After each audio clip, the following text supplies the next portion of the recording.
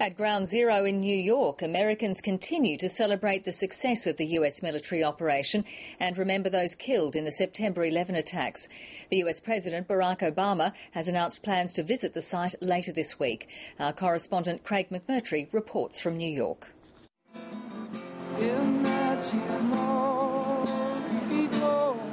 The rebuilding doesn't stop at Ground Zero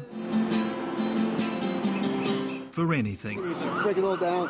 Press areas on that side, behind the fence. Get out. New York City police kept the sidewalks flowing for the thousands who came to mark the moment, like Texan Evelyn Rivers.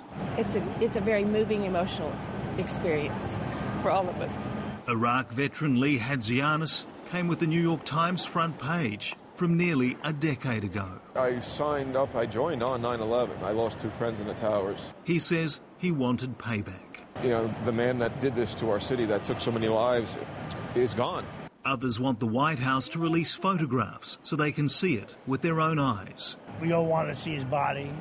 This is the paper that's been most popular here at Ground Zero. We're just across the road from the reconstruction effort that's continuing. It's the Daily Post. The headline, "Got him. Vengeance at last. US nails the bastard." Charles Wolfe's wife died when the Twin Towers came down.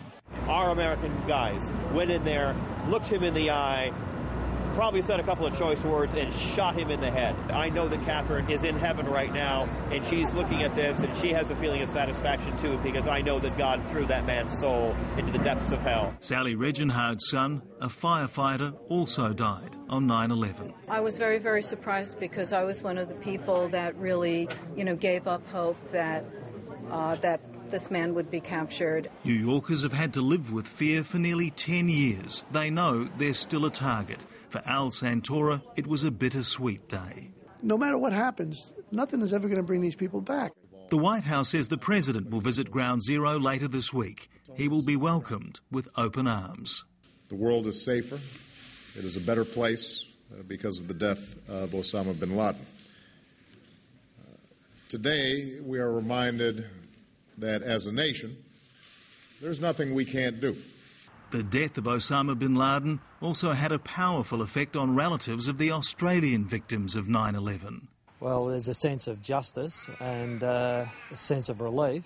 It's taken nearly a decade, but today on the FBI's most wanted list, Osama bin Laden was marked deceased. Craig McMurtry, ABC News, New York.